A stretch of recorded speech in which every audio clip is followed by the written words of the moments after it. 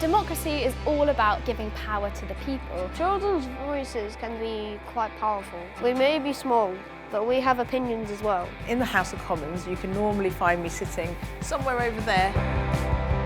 Take action! MPs are elected by the public. And there's over 650 MPs. The reason you should learn about democracy is because it affects everything in your life. Our teacher told us to do like a pretend vote to say we should wear school uniform or not. Get empowered! What you may see on television, that's a show, it's a theatre, it's sort of two sides which come together for half an hour a week to do battle. Create an impact! I've been speaking to young people in my area. They want action on climate change. I want to make a big impact on the world. It's our parliament, it's everybody's parliament. It's here for the people of the country. A lot of people in the community have a voice and trying to show our voice. Sign up for your free UK Parliament Week kit. UK Parliament is yours. Get involved.